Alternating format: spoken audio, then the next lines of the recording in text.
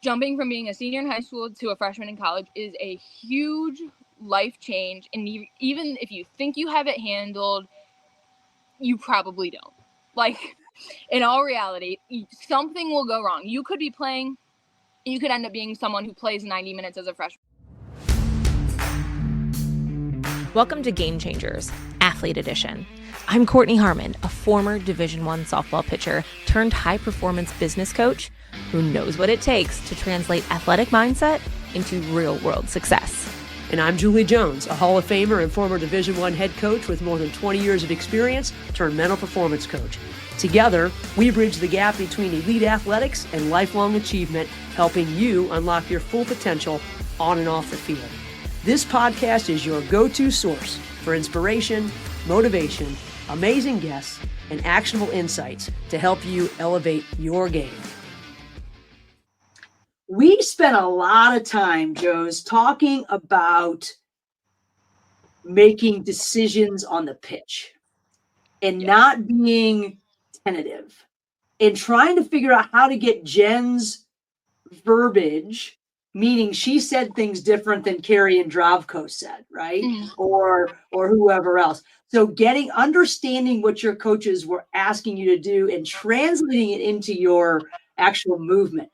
Talk to the audience and the athletes about what was hard about what made you feel tentative, and how did you then start to sort of be able to take what you were hearing and translate it into Josie Owen-Kren speak?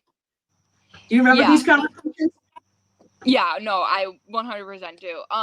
So actually, I always was someone who was pretty stable mentally. Like, I would get over mistakes pretty quickly. I was made decisions very quickly. The second I got to college, you're in preseason, you essentially, in soccer's probably the worst sport for this, because we're the first NCAA sport to start. The second we start July 29th. This year, our first game is August 3rd. Not a whole lot of time in between that. So you have essentially 3 to 4 days of two-a-days to prove yourself to get on the pitch, essentially. So what made me so indecisive was thinking about the fact that, okay, I have 4 days to prove that I can play. So I didn't want to do anything wrong. Mm-hmm. So now I'm trying not to do everything wrong, and I'm actually doing everything wrong because I'm trying not to do it wrong. So I actually swore I got the Yips, which is I don't know if that actually translates to soccer or not, or whatever, but yeah. I couldn't connect a pass for 4 days straight. We played that Eastern game. We were preparing for the second pit exhibition game, and I was okay, I got this, I got time, whatever. I didn't want to do anything wrong. So I got the Yips, couldn't connect a pass, couldn't do anything. Wouldn't play it backwards, which is weird, because in the outside back, you can just play backwards, which is the safe option. Nobody's really going to yell at you if you don't play backwards. I couldn't play backwards for some reason. I wouldn't use my center backs, wouldn't use my goalkeeper, would only play forward into somebody that wasn't on my team. So I'm kind of getting off on a tangent here, and I kind of don't really remember the question, but yeah, that was it was the indecision came from me not wanting to do anything wrong. The second I started making my decisions and actually focusing on what I wanted to do, I actually kind of stopped. I found out I was redshirted.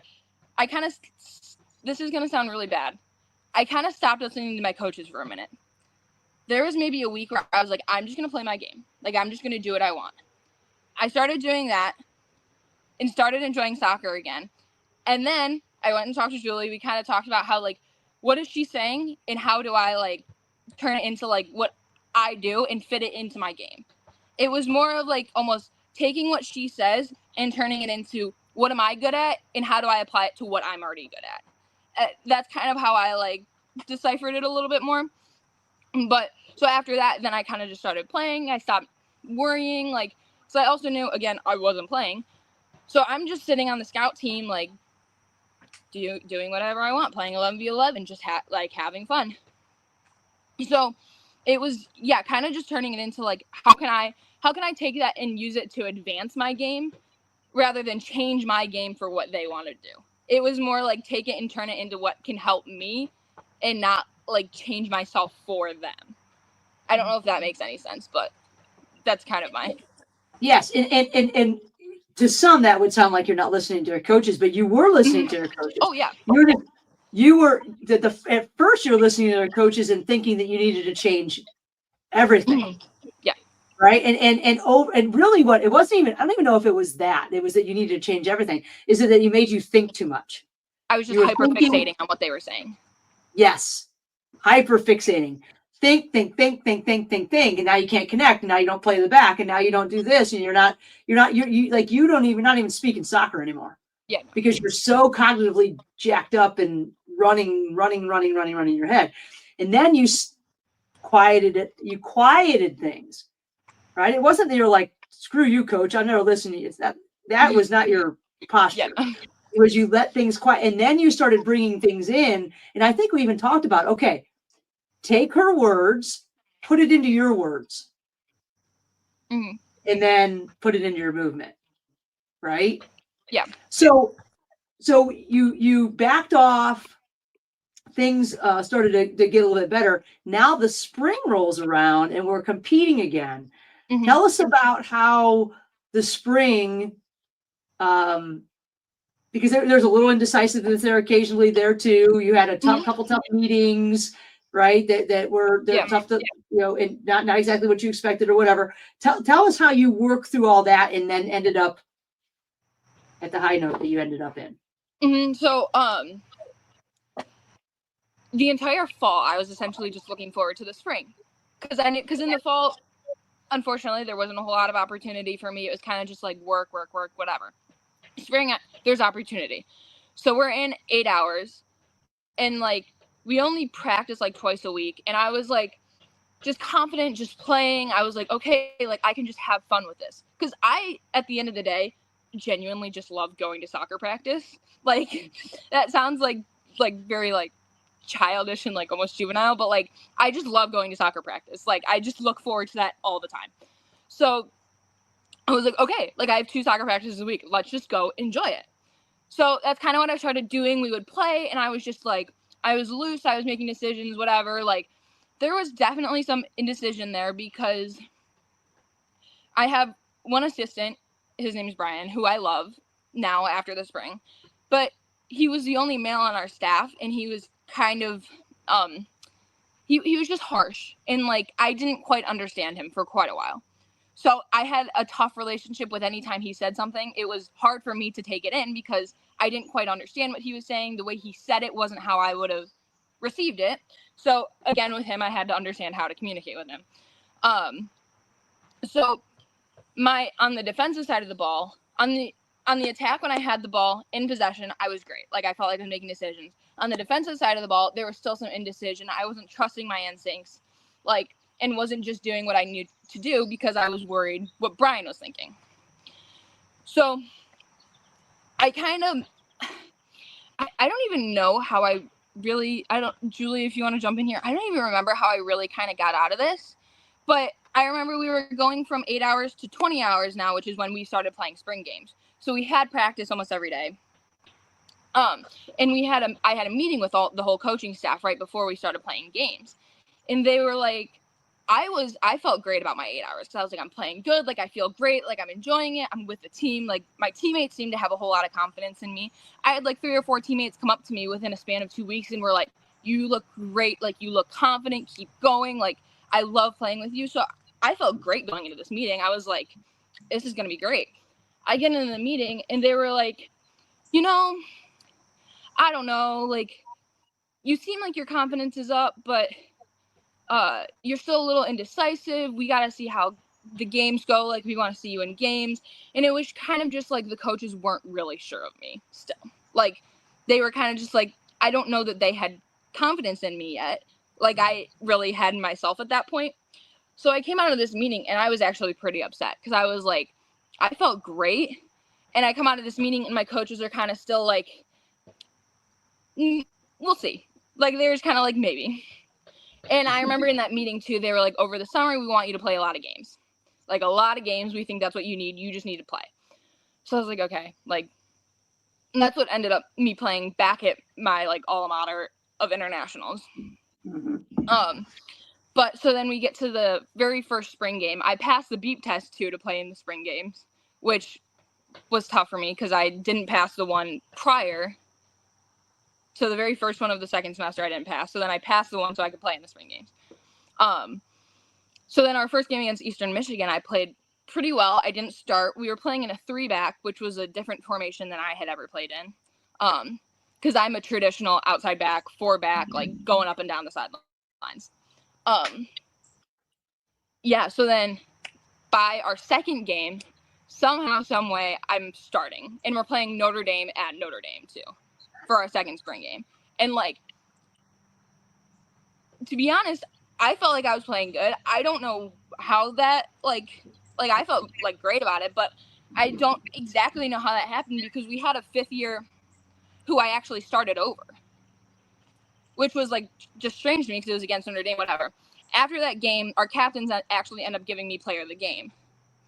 Since then, I had started every single one of our spring games since. So I ended the spring on a pretty high note, like, ended with a lot of confidence. I came out of, we had, like, a year-ending meeting. Our coaches were like, you look great. We loved it. This was not what we were expecting at all. Like, I think Jen said to me at one point, during the meeting, she was like, you know, like, I kind of just threw you in there to see how you would react. She was like, and you hung with everyone. Like, you played, like, great. Like, nobody was expecting it. Like, you played amazing. And I was like, sweet. Like, yeah.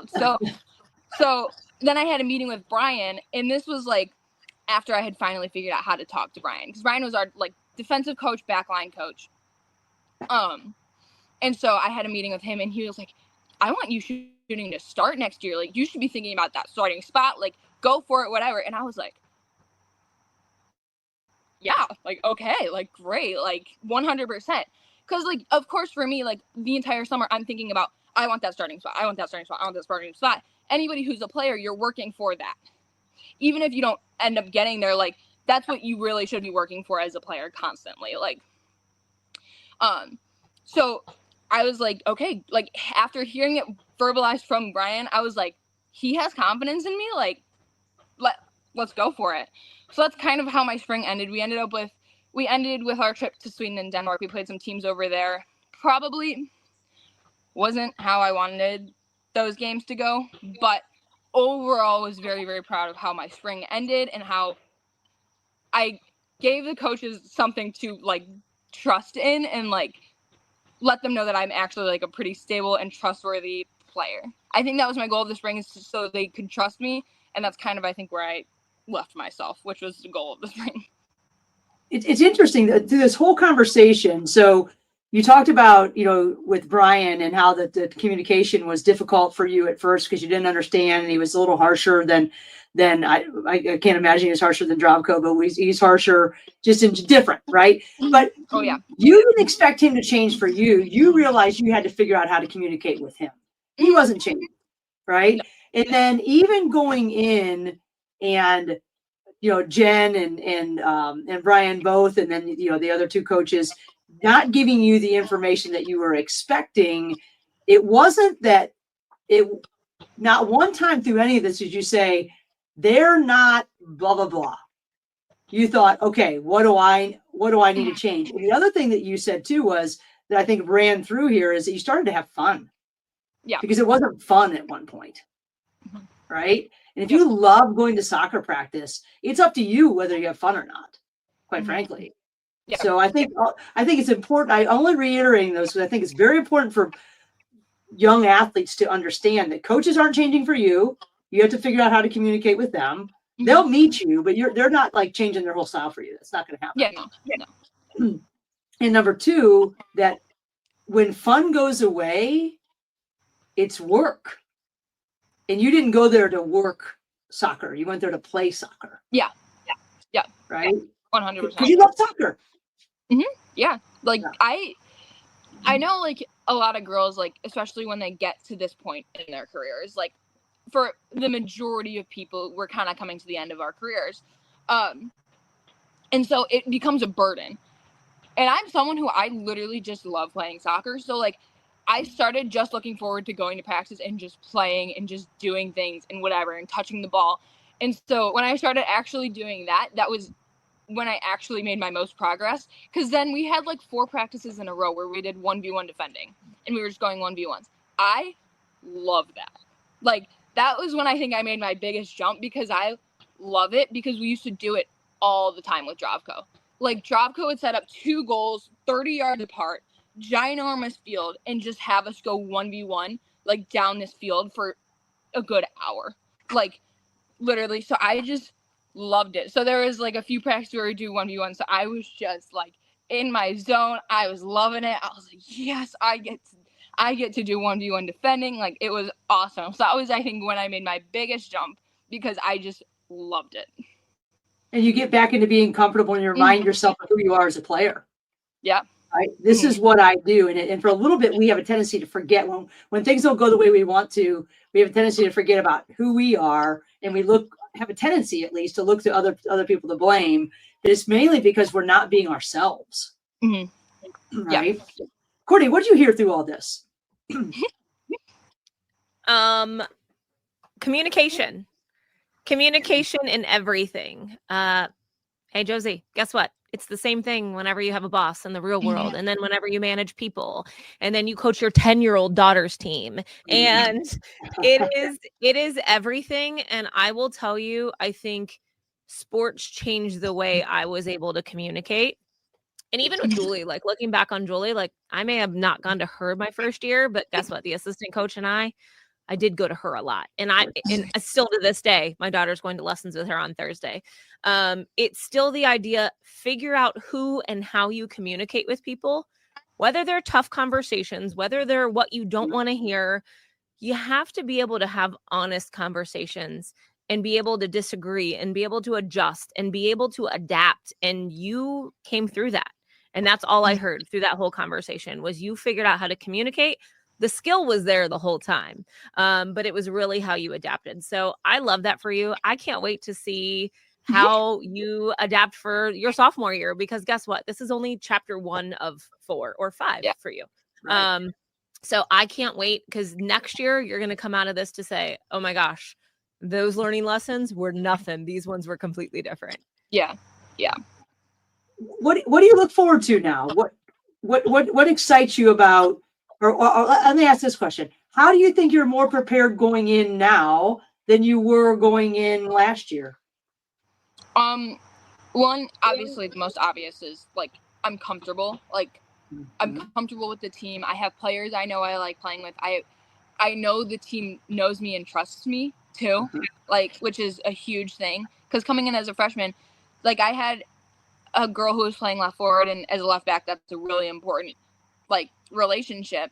And like, she just kept saying like, oh, I want to play with this person, because she had played with her all spring for the year before, and I had just come in and I'm sitting there like, I play that position too. Like, I can play there too. Yeah. So like, yeah, I think it's just knowing that everybody knows me and trusts me, and also just knowing that like I can give myself grace, because I also want to kind of take that into this coming year too, because it's a long season.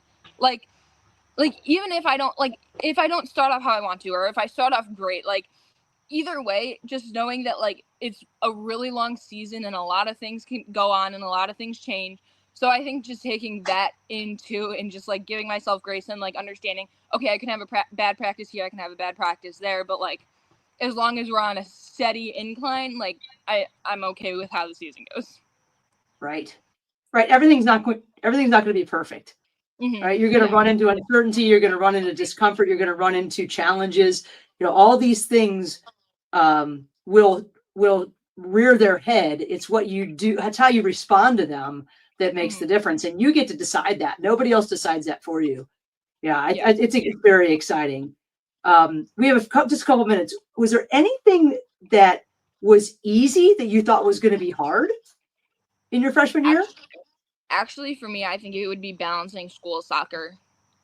I don't know why. I think internationals actually did a great job of that, because when we were younger, they didn't do it as much in high school, but when we were younger, I remember there was like a whole thing where we had to turn in our report cards to Carrie and like Drovco and like make sure that we were on it. And so even that was just like, I had to when I was in school, I was kind of thinking like, Dravka's gonna see this. Like, Yeah. I gotta make sure that it's not like, because I remember there was one time where we went on a trip, and I obviously PE is like for an athlete, like it's one of those things where it's like whatever, like not a big deal. And so we had a health class, and there was a health test or a gym test or something that we had to take on a computer, and I didn't take it because our school had a policy that was like, if you missed 2 days, you had 2 days to make it up, right? So I had missed 2 days. I went into school not thinking about this test. So I was like, okay, I'll take it the day after because I have 2 days. This was my fault. I didn't communicate with the teacher, whatever. But so I went in, and she was like, you got to take this test. And I was like, I was gone for 2 days. Can I not take it tomorrow? And she was like, no, like you're taking it now. And I was like what? And this was like 8th grade maybe. And so I'm sitting in the hall taking this test that I did not prepare for. It was like on some like health something, I don't even know. And I got like, I think I maybe failed, like just failed it. So I ended up getting a B in like PE health. So I showed this report card to Carrie on the sidelines after our one game. I was like, hey Carrie, like here's my report card. She's looking at it. Good job, good job, good job. You got a B in PE? And I was like, yeah. And I kind of explained. She was like, don't let it happen again. But good job. And she just handed it back to me. And I was like, thanks. And so I was like, ever since then, I don't know why I like over communicate because I was so scared of Carrie. So like, ever since then, like I just over communicate, talk to everybody. So like academically, like I haven't had a problem like dealing with like doing school, especially when we were in like Oregon and Washington. That was a long road trip. We had to miss like 4 or 5 days. So yeah, I mean, I don't know why I never had a problem with that, just because it was internationals prepared me so well for like just dealing with everything and doing everything up front so that it didn't turn into a problem later. That's good advice for high school students now to think, okay, how can I manage my time, or how am I managing my time that is going to benefit me so that isn't a stressor, because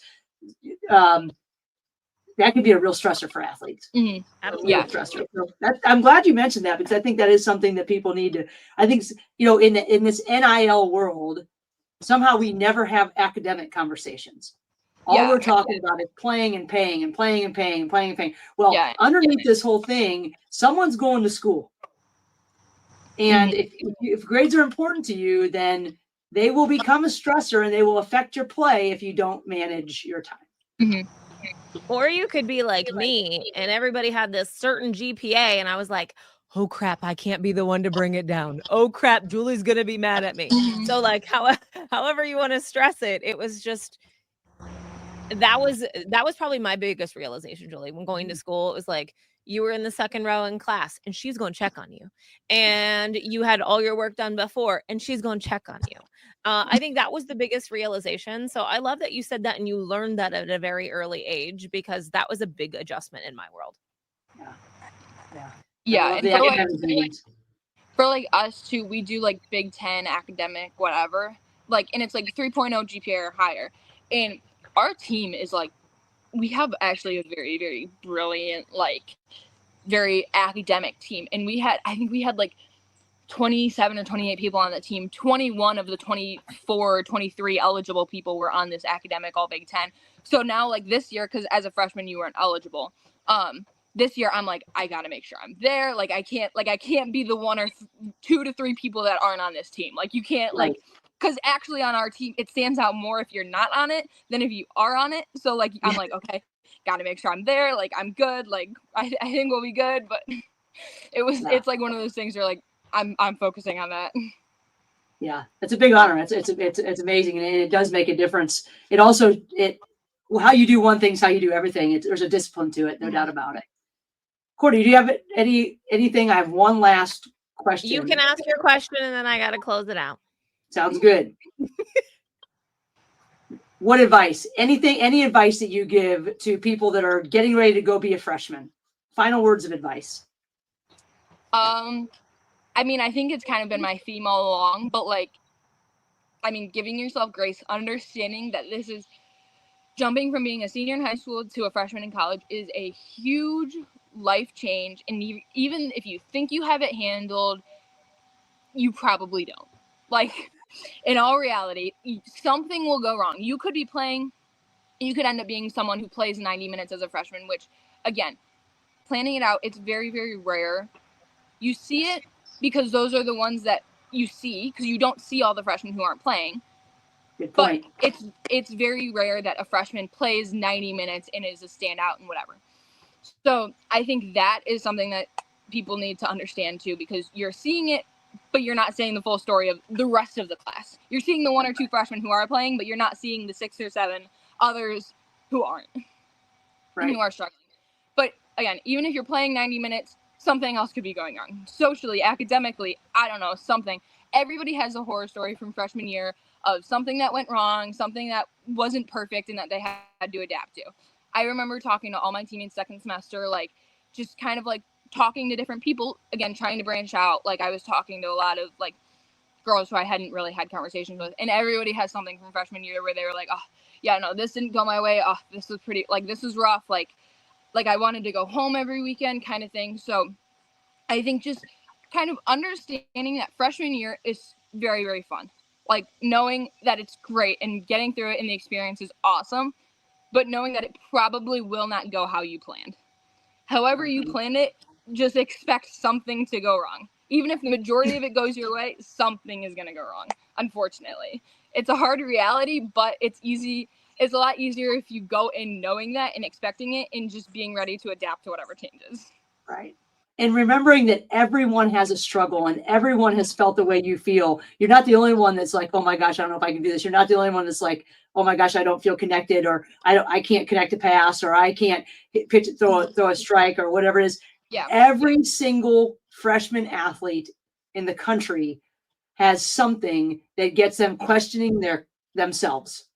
Yeah. Right. Even the ones that are playing all the time are questioning something. And we have to remember that that is the natural experience. And no one talks about it because it's not comfortable to talk about. So, yeah. Like, yeah. Yeah. Josie, thank you so much for joining us today. This was great. Of course. I love to hear the growth that you've had and continue.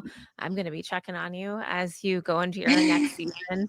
And I'm sure Julie will keep me in the loop. So thank you for taking the time and giving our high school athletes some advice and suggestions on how to navigate their freshman year. And we'll probably tune in here again next year at this time, and maybe we can have you back on. That'd be great. Yeah, that'd be great. Thanks so much for having me. Thanks so much for joining us on Game Changers Athlete Edition. Remember, champions aren't born. They're built through dedication, perseverance, and the right mindset. If you found value in today's episode, share it with a teammate, with a coach, or someone who could benefit from this conversation.